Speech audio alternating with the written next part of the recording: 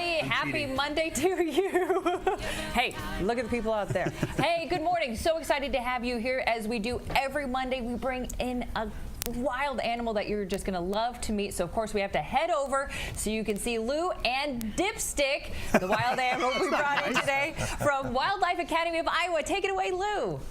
Well, Ron DeArmond is here, and we have, first of all, we need to clarify, I talked about Dipstick. I was so excited about Dipstick getting, and that she was not referring to you, by the way. Hey, I really appreciate that, Lou. Okay. I thought maybe we were doing a racing reference, maybe. You just were well, that's what I kind of thought it was, too, but the Academy of Wildlife Education is over at Merle Hay Mall. If you haven't been out there yet, it really is something else. You're not going to believe it once you walk through the doors and all the different creatures that are there, and this is one of them. And Dipstick, I'm sorry, buddy, I referred to Dipstick as a bobcat, and that's not a bobcat.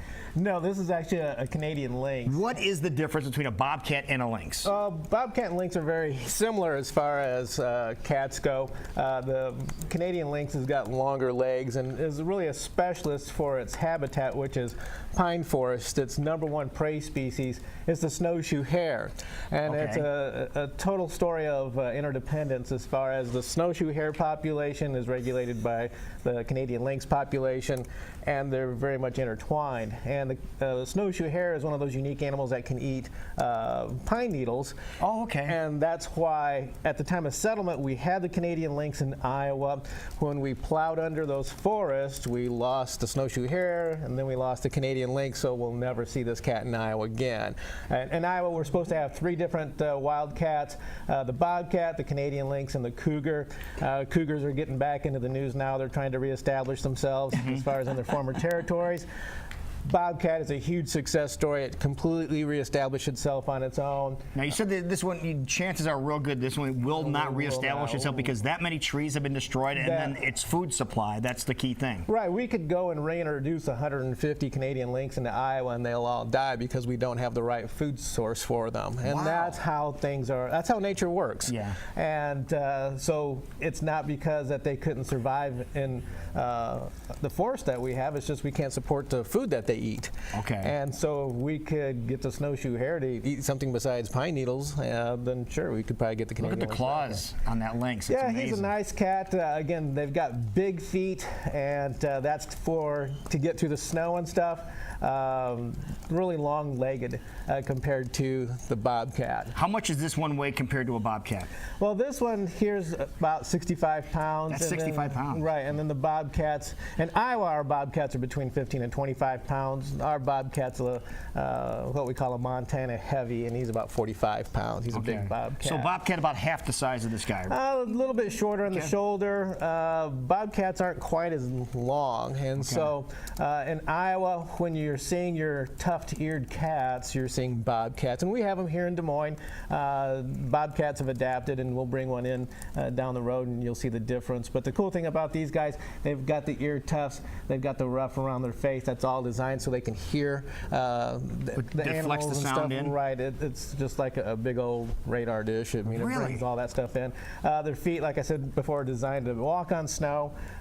They're just an awesome animal, and when we go up to Wisconsin, we're looking for those guys too. Okay, now a lot of people are going to be coming into town, coming back into town for the holidays, for Thanksgiving holiday, and in case they want a little bit of background as to what you guys have there, again, you were in Merle Hay Mall, correct? Right. The Academy of Wildlife Education at Merle Hay Mall is our outreach to the general public to talk about wildlife conservation issues that are relevant to the people of Iowa and basically the Midwest. All of the animals that you see on display, we either currently have in Iowa or at one time had in our state. And then we also will talk about some of the ways we impact wildlife ecosystems down on the Gulf of Mexico as well. People just don't realize that we're all interdependent. And you do have a little gift shop too with some really cool merchandise too that I want to let people know about, because again, this is the time of year, especially Friday, people are going to go out looking for some really neat stuff. This is very unique items that you do have there.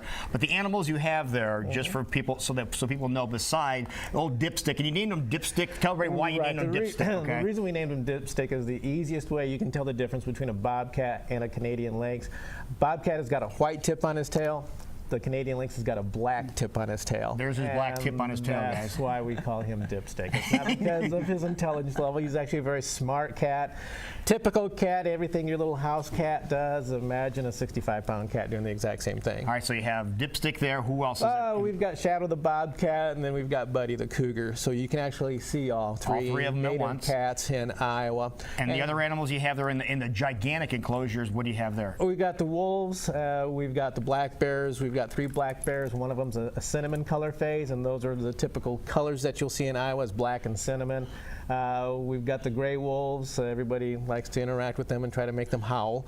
And so it's an entertaining place to go, but it's very educational. Okay, as well. now what are your hours this week? We're open during mall hours. I know everything seems to be opening up on Thanksgiving Day, and Merle Hay Mall will be open. So we're going to have the facility open from 8 until 10 Thursday night, and then we'll open Friday morning. So you will be there Thursday night? Okay, that's the reason I asked. I was curious to know, after Thanksgiving dinner, people want to get away for a while. Absolutely. If you want to come and run some of that turkey off, come out and run back and forth and get chased by the wolves. There you go. But again, it really is an educational and a really neat area in Merle Hay Mall. So again, Rod, thank you very much, and thank you for bringing Dipstick over, my friend. Hey, we appreciate it. It's fun. It is cool. See you later, Dipstick. Have a good Thanksgiving. We'll be right back. You are watching the Wild Edition of Great Day.